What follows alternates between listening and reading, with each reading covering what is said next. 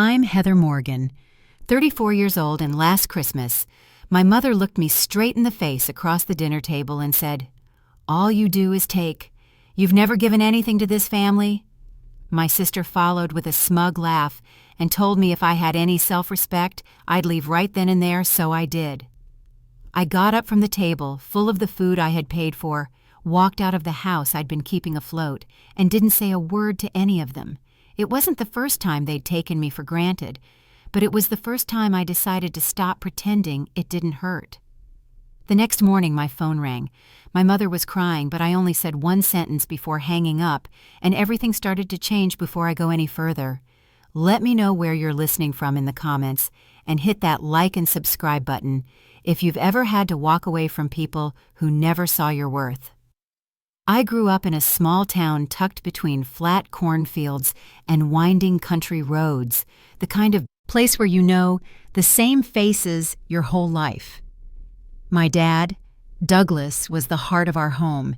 He worked long days fixing cars in his garage and somehow still came home with enough patience to help me with my math homework or teach me how to save money in a coffee can under the sink.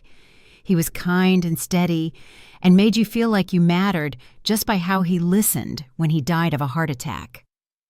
The summer before my sophomore year, something in our house went quiet. It wasn't just grief, it was the way everything shifted. I was 15, but I became the one who made sure the lights stayed on, the bills got paid, the food made it to the table. By the time I was 18, I was working 2 jobs, waitressing during the day and tutoring local kids at night while studying for a finance degree online. Mom tried to keep her gift shop running a little red storefront on Main Street that sold snow globes and hand-knit stockings year-round. But the truth was, it never broke even, not even once and every time. And the rent came due or the shelves needed restocking. It was me pulling from my savings to make it happen. My name was never on the sign out front, but I knew that without me, the doors would have closed long ago. Still, Mom always introduced it as her business, talked about how hard she worked while I kept her books behind the scenes. Cody was 10 when Dad died, and Mom said he needed space to find himself. So I made sure he had every paintbrush, every laptop, every dollar for tuition. Without question, I sent $10,000 a year straight to his school, covered his dorm fees, and even transferred money when he called in the middle of the night, saying he needed cash for a last-minute project. He never once asked how I managed or said thank you when I suggested he get a part-time job. He laughed and said I worried too much.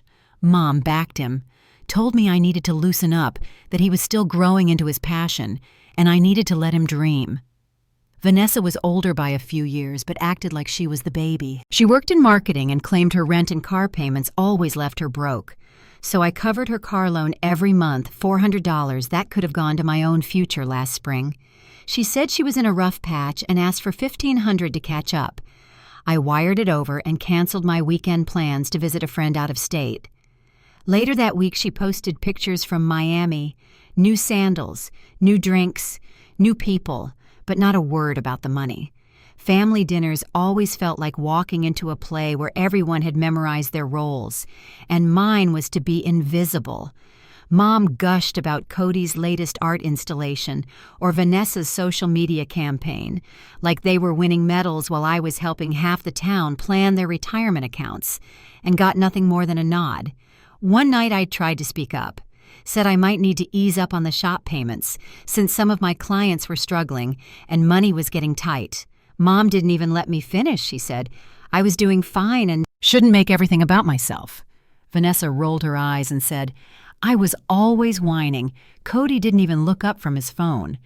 But what stuck with me the most were the comparisons. Mom's offhanded comments like, Vanessa just has such natural charm, or you should try being more like your sister. Vanessa would laugh, toss her hair, and say, I was too boring to understand what made people likable. Once Cody even joked that I was turning into a human calculator, all numbers, no personality. I sat there thinking I was the reason they had a roof and a path forward, and they still saw me as the dull one, the one who didn't shine. Still, I kept giving because that's what Dad would have done.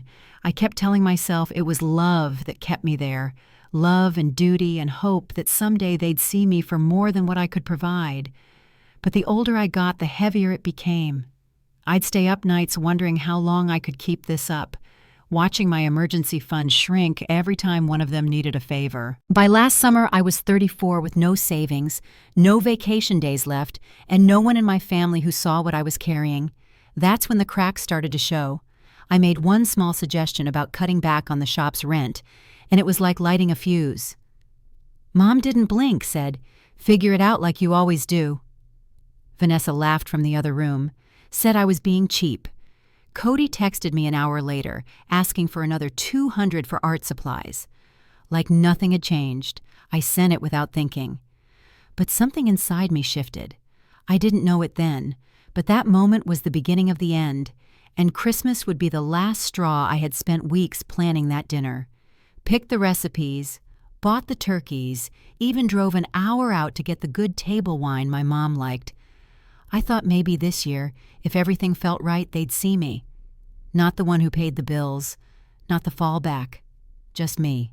I brought over the linens, helped decorate the tree, lit the candles before everyone arrived. I wanted it to feel special. Something in me still hoped for that kind of holiday. The house was packed, relatives, neighbors, even a few of Mom's shop regulars. The kind who come in every December and buy a single ornament, but act like family when they show up with a pie. I smiled, made small talk, refilled glasses. Mom sat at the head of the table telling stories about the shop's best year yet. Vanessa was showing off her new phone to anyone who would listen, bragging about some project she'd barely started. Cody was hunched over a napkin, sketching something no one asked about. I passed the gravy, tried to chime in once or twice. But it was like talking through glass. They laughed without me. Then Mom turned. Her voice cut through the room like a sharp wind. "Heather," she said loud enough that the fork stopped clinking. "You didn't chip in for the decorations this year. You're always so stingy when it comes to family." I looked up stunned. I hadn't said anything, hadn't asked for thanks. But stingy, after everything. Before I could even get a word out, Vanessa leaned across the table, her voice smooth and bright like she was enjoying it. "Honestly, you're always taking, Heather. You never give back to this family." I looked at her then to Cody. He didn't flinch, just kept sketching. My chest felt tight. The lights blurred a little around the edges. I opened my mouth, but nothing came out. I wasn't sure what hurt more, the accusation or the silence that followed. Mom didn't back down. "You act like you're better than us," she said, shaking her head. "But you've never made this family proud." People shifted in their chairs. A neighbor coughed into her napkin. No one said a word in my defense. Vanessa tilted her head, voice all syrup now. "If you had any self-respect, you'd just leave. You clearly don't want to be here." I felt my face flush. My fingers went cold. I looked around the table at the people I'd carried for over a decade, waiting for someone to speak up, to say it wasn't true, but they all looked away. I pushed back my chair. It scraped hard against the floor, breaking the silence. I stood up slowly. "I'm done," I said, my voice barely above a whisper but steady. Vanessa laughed. "Good riddance." Mom rolled her eyes like I was throwing a tantrum. Cody didn't even look up. The air outside was sharp and cold. I walked down the front steps with the sound of forks and low conversation picking back up behind me. The house glowed from every window, the lights I'd paid for blinking against the frost. My car was parked down the block. I sat behind the wheel for a long time staring at that house. I had paid the rent, paid for the shop, paid for their dreams. But I'd never once been invited to feel like I belonged there. The next morning, I sat at my kitchen table, same as always, a mug of coffee cooling in my hands. I stared at my phone, waiting for it to ring, and it did right on cue. Mom's voice came through first high and shaking. "Heather, we need to talk," she said. "The landlord says the rent didn't come through." I listened. Let her talk. Then I said one sentence. That's all. Just one. She didn't say anything back. Then I hung up. That moment didn't feel like a fight. It felt like standing still in a storm, finally realizing you don't have to hold up the roof anymore. And that was just the beginning. That week after the Christmas dinner, I moved through my days like someone watching from outside their own life. I made my client calls, I answered emails, I folded laundry that never seemed to end, but everything felt thinner like the surface of ice that's about to crack. I stopped sending money, quietly, without announcement. No texts, no explanations. I canceled the rent transfer to Mom's house first, then called the property manager for the shop. They were polite, surprised, and then silent when I said I wouldn't be paying anymore. I didn't offer reasons. I didn't owe them one. At night, I'd lie in bed staring at the ceiling. I kept thinking about the table, the candles, the food I'd cooked, the way Mom's voice had cut through everything, like I was just some guest who hadn't paid their share. I had paid for that house for 7 years. I'd covered every December lease on her gift shop since I was 25. I'd spent more holidays wiring money than celebrating them. And still all it took was one centerpiece I hadn't chipped in for, and suddenly I was selfish. The shop's lease was in my name. I had signed on as guarantor when the bank said Mom's credit wasn't strong enough. Back then she'd promised to pay it back, every dime. But that never happened. I covered the rent. I stocked the shelves. She kept her pride, and I stayed quiet. Year after year, she told customers how hard she worked to keep the place going. She never mentioned me, not once. Not when I stayed up late balancing her ledgers, or when I paid for inventory to keep her from falling behind in December. Cody's tuition payments had always gone through a direct link to my checking account. I removed my card from the university site and closed the auto debit. There was still a balance due, but I wasn't going to cover it this time.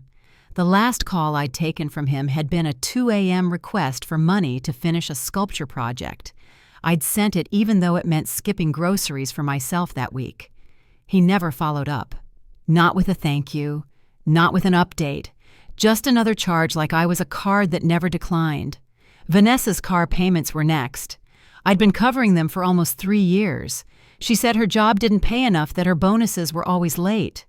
I believed her at first. I even co-signed the loan, but then I'd see photos online her at rooftop bars, weekends in Austin, new boots, new sunglasses. None of that ever came up when she asked for help. I called the finance company, canceled the auto pay, and gave them her contact info. They said they'd reach out to her directly. The fallout didn't come all at once. It started with voicemails from Mom. They were sharp, at first accusatory. Then came the tears. She didn't mention Christmas. She didn't mention the words she'd said, just the consequences. The rent didn't go through. The shop is in trouble. People are noticing the shelves are half empty. I listened to each one, then I deleted them. Cody texted when he got the notice from his school. "They're threatening to drop me," he wrote. "What's going on?" I didn't answer. An hour later, he followed up. "You seriously stopped paying," then all caps. "You're messing up my future." I let it sit. The last time he'd spoken to me face to face, he hadn't even looked up from his drawing. I couldn't unhear it now. Vanessa took the longest. I think she didn't notice right away. But about a week after the car payment was missed, she called. Her voice was clipped, like she already knew. "Why would you do this?" she asked. "You're making everything harder than it needs to be." I didn't respond. She sent me a screenshot of the late notice. Then another message that just said, "Unbelievable." That was it. They didn't ask if I was okay. They didn't ask how I'd been. They didn't ask what had changed. They just demanded, expected, assumed I'd fall back into place, that I'd fix it like always. I thought of my dad, the way he used to say that families should be a balance, a place where you give and receive. He believed in showing up for the people you loved. And I had. For years, but none of them had shown up for me. I needed to say it out loud, so I called Renee. We met for coffee at a little place near the square. She'd known me since 8th grade. She was the one who sat next to me at the funeral when Dad passed, the one who helped me pick out the outfit for my first job interview. I hadn't told her about the Christmas dinner yet. As soon as I did, she set her cup down and stared at me. "They've been using you," she said. "Not dramatic, Not angry, just matter of fact. "You don't owe them your life, Heather." I didn't say much after that, just nodded. The words stayed with me, though. The shop, the tuition, the car, all of it was unraveling. And for the first time, I wasn't rushing in to patch the holes. My phone kept buzzing, texts, emails, voicemails, but I didn't move. I just let them pile up. The silence between replies said more than anything I could have written back. By the end of that week, I knew things weren't going to go back to how they were. The shop was missing shipments. Cody was running out of time to enroll. Vanessa had a car she couldn't drive without catching up on payments. I saw it all happening, and I let it. Not to punish them, not to prove anything, just because I couldn't carry it anymore. And still, I hadn't said a word to any of them. Not really. But that was about to change. I didn't plan to respond to any of them, not at first. I figured if I stayed quiet long enough, maybe the noise would die down. But it didn't. It only got louder. The voicemails started coming every morning before I left for work. Some were short, just mom sighing into the phone before hanging up. Others were full of anger. She said I was tearing the family apart, said I was turning my back on everything Dad believed in. I listened to the first few all the way through. Then I started deleting them as soon as they came in. Cody's texts came in bursts. First he was angry, then he was confused, then he was begging. "I'm going to get kicked out," he wrote. "You couldn't just cover it one more time." His tone shifted depending on the hour, sometimes accusatory, sometimes pleading.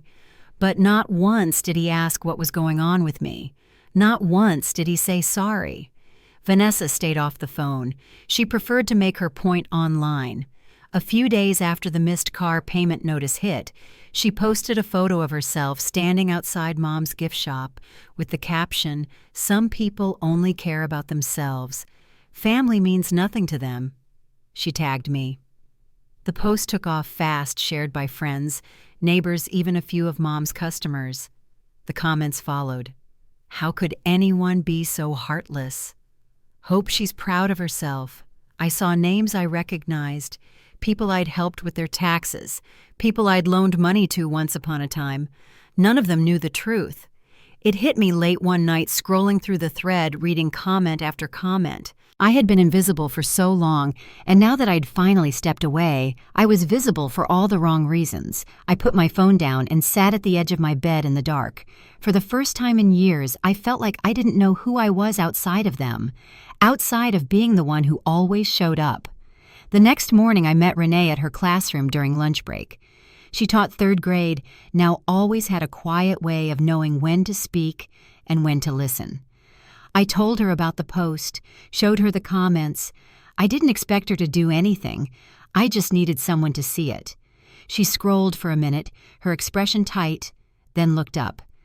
"This isn't going to stand," she said. That afternoon she posted her own message, a simple image with white text on a navy background. It said, "Before you believe the lies, ask who paid the bills, every single month." Below it, she wrote out the numbers, blurring account details, but showing payment amounts, shop rent, college tuition, car loans. She listed the years I'd covered them, the dollar amounts, the sacrifices. She didn't add any drama, just facts. And she tagged Vanessa. By nightfall, the tide was already shifting. People started commenting differently. I didn't know. Why didn't anyone say this before? A few even messaged me privately. Neighbors, former clients, one of Mom's old shop volunteers. They said they were sorry, said they never realized how much I'd done. It didn't erase everything, but it cracked something open. For once, someone was saying what I couldn't bring myself to say. Vanessa didn't back down right away. She replied with another post accusing Renee of fabricating numbers, twisting the story. Cody left a comment under it. "Amber's always been jealous. She's just mad things aren't going her way." My phone buzzed with every new alert. I turned them all off. There was nothing left I needed to see. Mom called again 2 nights later. Her tone was different this time. Quieter. She said, "This is getting out of hand, Heather. We should talk." I didn't answer. I couldn't tell if she meant it or just wanted the noise to stop. Either way, I wasn't ready to sit across from her yet. Renee wasn't finished. She showed up the next morning with 2 coffees and a plan. She said I needed to see a lawyer. Not for revenge, she told me, for protection. She was right. The shop lease was still in my name. The bills had been under my accounts. If something went wrong, if they defaulted, missed payments, got sued, it would fall back on me. I'd always handled things informally, but now it was time to make it official. A few days later, I sat in a quiet office across from a man named David. He was a lawyer recommended by Renee's brother. His office smelled like paper and coffee. The carpet was worn at the edges. He flipped through my documents and nodded slowly as I spoke. He didn't rush me. When I was done, he said, "You have every legal right to take full control of the business or walk away. It's your name on everything." I left with a folder in my purse and a date on the calendar. 1 week from then, I would sit down across from Mom, Vanessa, and Cody, not as the invisible one, not as the one who paid, but as the one holding the pen. It wouldn't be a fight, but it wouldn't be quiet either. I arrived 10 minutes early, just like David asked. His office was quiet, tucked between a dentist's suite and an insurance firm, the kind of place you'd never notice unless you were looking for it. The waiting area smelled faintly of carpet cleaner and old coffee. I sat with the folder on my lap, the one he'd given me a week earlier. My hand stayed still, but my heart didn't. David came out right on time. He gave me a small nod, the kind that didn't need words. I followed him down the hall and into a room with a long table and 4 chairs. The paperwork was already laid out, copies of the lease payment records, the transfer agreement. It was all there, black and white. No more hiding behind assumptions or emotions. This was about facts. They arrived together. Mom walked in first, her coat unbuttoned and her eyes red. Vanessa followed, arms crossed, wearing a sharp blazer like she was walking into court. Cody trailed behind them, shoulders slumped, hands in his jacket pockets. He didn't look at me. None of them said hello. David stood and offered coffee. They all declined. We sat. The silence stretched for a moment too long. Then Mom cleared her throat. "Heather," she said, her voice softer than usual, "this has gone too far. We're family. This isn't how we fix things." I didn't answer. David opened the folder. "Let's begin." He walked through the lease first, explained that my name was on it as guarantor, which meant I had full legal standing to assume control or walk away. He pointed out that I had paid all shop expenses for years, that there were no co-signers, no written agreements transferring responsibility. Just me. Mom blinked rapidly, lips pressed tight. "But it's my shop," she said. "I built it. It's all I have." Vanessa sat forward, her tone sharper. "You think you're some kind of martyr?" She said, her voice low but cutting. "Taking over the shop like you're saving everyone. You've always wanted control." I kept my gaze steady. My hands rested flat on the table. David didn't flinch. "This isn't about control. It's about liability. Heather has been financially responsible for this business for almost a decade. That gives her the right to protect herself." Cody finally spoke. "I'm going to get kicked out of school," he said. "You know that, right? My tuition's overdue. I can't get a loan this late. You don't even care." He looked up, and for a moment his face didn't look angry. It looked confused, like he didn't know how to process this version of me. I turned toward them, not angry, not raised, just steady. "I'm not here to argue," I said. "I'm here because my name is tied to something I can't afford to carry anymore. That shop, that house, your tuition, Vanessa's car, it was all on me. And I can't keep doing it." Mom's voice trembled. "We were struggling. You always helped. Why stop now?" I paused. "Because I was never supposed to be your backup plan." David slid the transfer agreement across the table. "If you'd like to keep the shop," he said, "Heather is willing to sign the lease over entirely with full financial responsibility moving forward. If not, she has the right to terminate her involvement entirely." Vanessa didn't touch the paper. "This is ridiculous," she muttered. "You're stealing Mom's business." David shook his head gently. "It's not stealing. It's legality. There's a difference." Mom leaned back, her face pale. "I can't afford the rent without you," she said. "If you walk away, the shop closes." Her words hung in the air. She wasn't accusing anymore, just stating a fact. I folded my hands. "Then maybe it closes." Vanessa's jaw tightened. "You'll regret this." Cody didn't speak again. He just stared down at the table like he didn't recognize what was happening. David gave them a few minutes.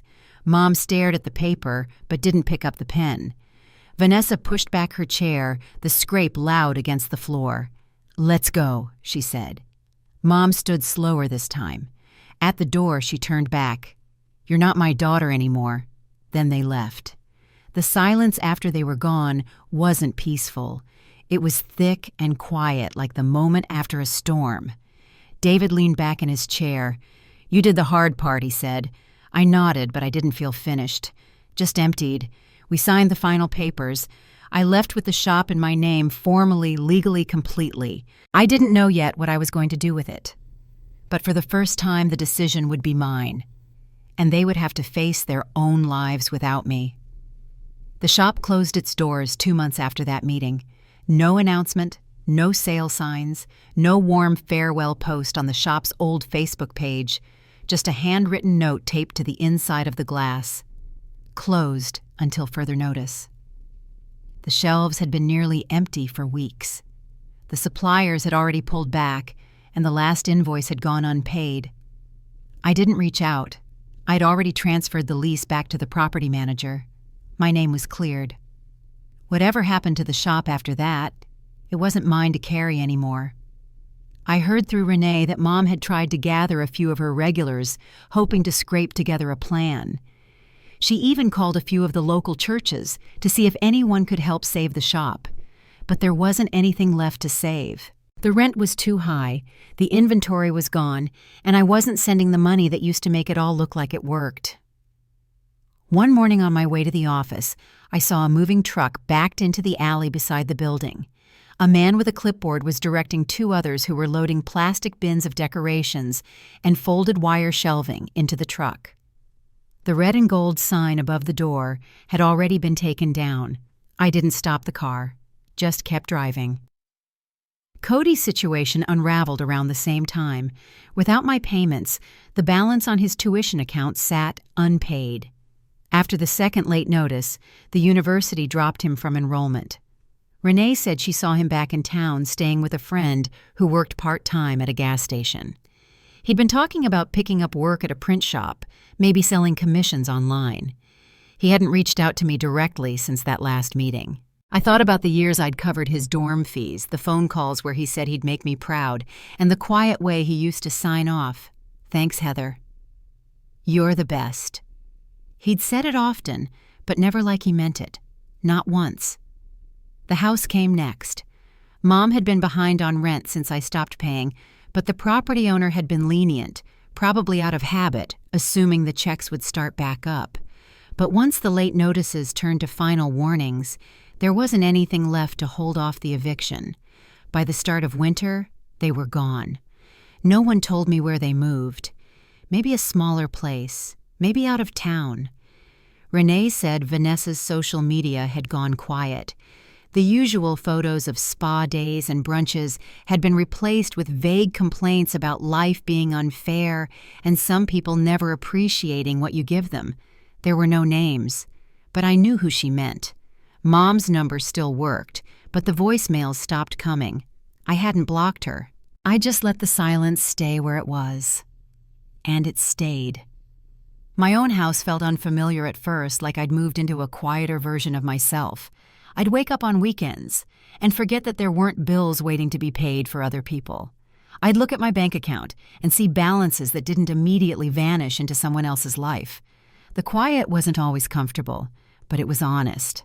I could have stopped there, could have moved on and closed the door behind me. But something about the stillness made me think about what I actually wanted to do with the time and money I had finally reclaimed. That winter, I reached out to a local charity I'd always admired but never had time for. They ran a seasonal program that provided holiday meals and warm coats for families in town who were struggling. I didn't make a big gesture. I just asked where they needed help. They invited me to a donation drive sorting jackets and boots, folding children's pajamas, packing boxes of canned goods. I stayed the whole afternoon. At the end of the day, a little girl with purple mittens and a coat 2 sizes too big wrapped her arms around a plastic-wrapped board game we'd just placed in her box. Her mom whispered, "Thank you," like she wasn't sure I'd believe her. I did. I started showing up more after that, volunteering on weekends, helping with end-of-year donations. And when I realized I had more to give than just my time, I met with the director and offered to sponsor part of the community Christmas dinner. She cried, not loud, just enough that she had to step out of the room and come back with tissues. Renee showed up too, helped me set out trays and refill water pitchers, helped kids choose gifts from the donation table. She looked at me across the room, her hands on her hips, and said, "You look lighter, you know that?" I smiled and told her I feel it.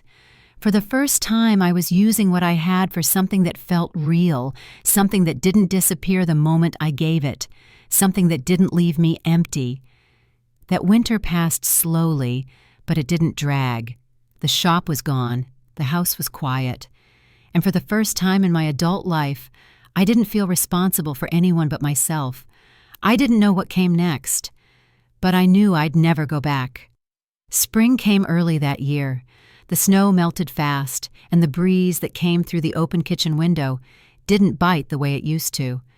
I'd started spending my Sunday mornings at the community center, helping the charity staff plan out their summer fundraiser. They were trying to add a school supply drive in August, something they hadn't done before. I offered to cover the startup costs, no meetings, no questions, just a check and a quiet thank you. It was the simplest yes I'd given in years. Back at home, the house stayed still. I hadn't heard from Mom, Vanessa, or Cody since winter. Their numbers were still saved and my phone untouched. The silence didn't feel harsh anymore. It felt earned. I didn't expect apologies, and I no longer rehearsed what I'd say if they showed up. I was just living, without their noise, without the tension that used to sit between my shoulder blades like a knot that never loosened. One afternoon in April, I ran into Mr. Holloway at the post office. He used to run the hardware store next to Mom's shop. We made small talk for a minute before he finally asked, "You ever think about reopening it? The store, I mean." I told him no. Not because I had anything against it, but because that chapter had closed the day I walked out of David's office with the papers in my hand. He nodded slowly, then said, "You did right by yourself. That takes more than people think." I didn't answer, just smiled and wished him a good day. But his words stayed with me as I walked back to the car. In the months that followed, I saw little signs of their absence. The shop stayed shuttered. The house where Mom had lived for nearly 20 years sat empty, the curtains drawn, the flower beds dried out. I heard from a friend at the bank that Vanessa had defaulted on the car loan, that Cody had dropped out of community college after missing enrollment deadlines. No one told me directly, but word in a small town doesn't need a straight path. It just floats. I didn't feel pride in their downfall, but I didn't feel guilt either. I had carried them for so long that watching them stand, no matter how wobbly, was better than keeping them from ever trying. Renee said it best one evening as we folded donation bags at the center. "You didn't cut them off. You stepped out of the way." She wasn't trying to make me feel better. She just understood it. The community dinner I had helped sponsor went forward in May. This time it wasn't tied to any holiday, just a warm meal, no questions asked. A few families recognized me from December, but most didn't know who I was. That was fine. I wasn't there for recognition. I poured drinks, passed out paper plates, helped a little boy open a stubborn ketchup packet. One woman stopped me on the way out. She didn't give her name, just said, "My kids haven't eaten like this in a long time." "Thank you." I nodded, not trusting my voice to stay steady. On the way home that night, I stopped by the park. The sky was clear, the air just cool enough to keep the bugs away. I sat on a bench near the duck pond and watched a young couple walking a toddler in mismatched pajamas. The little girl carried a balloon tied to her wrist. For the first time in years, I didn't feel like I was behind on anything. I wasn't waiting for the other shoe to drop. I wasn't chasing approval. I wasn't bracing for another phone call that would change my day or my bank account. I was just breathing. Full breaths, quiet ones, the kind that don't come when you're always watching someone else's storm. That night I wrote a short note in the back of my planner. It wasn't a journal or a grand declaration, just 7 words scribbled in the corner where no one else would see it. I kept the promise Dad left behind. Summer rolled in slow that year. The mornings were warm by the time I poured my first cup of coffee, and the evenings stretched long and golden across the porch. I found myself doing things I hadn't made time for in over a decade, small things like repainting the guest room or baking something just because I wanted to. No one was asking for money. No one was waiting on me to fix something. It was quiet, and it stayed that way. I didn't hear from Vanessa Cody or Mom again. Not directly. A mutual friend mentioned that Mom was renting a small unit on the edge of town, just 1 bedroom and a galley kitchen. Vanessa had picked up freelance work bouncing between gigs, and Cody was still trying to finish an online degree in fits and starts. I didn't ask for updates, but sometimes they came anyway, folded into casual conversation at the grocery store or whispered over coffee at the diner. I let them pass through me without holding on. There was no apology, no long letter, no family sit-down where everything got laid bare and forgiven. That moment never came, and I stopped waiting for it. What came instead was stillness, a kind of peace that doesn't announce itself, just settles in quietly when the noise fades. I learned how to say no without guilt. I learned that love doesn't mean carrying someone else's refusal to grow. I learned that responsibility without boundaries is just slow self-erasure. Most of all, I learned that even when your own family doesn't see your worth, you still get to decide what you give and what you keep. Dad would have understood. He always believed in showing up, but he also taught me how to stand tall. And in the end, I think he'd be proud, not because I walked away, but because I finally stopped walking alone. These days, I still work with the charity. I mentor a few young women who are trying to get their footing some with family stories a little too close to mine. I tell them they're not broken, just tired, and that tired people deserve rest too. I don't need applause for how I got here. I just need the quiet, the steady, the freedom to choose my life instead of surviving someone else's. If you've made it this far, thank you for listening. And if any part of this felt like your story too, I hope you'll share it maybe in the comments or just with someone who needs to hear it. We all deserve a life that's built with dignity, not just duty. And sometimes the greatest justice is choosing yourself.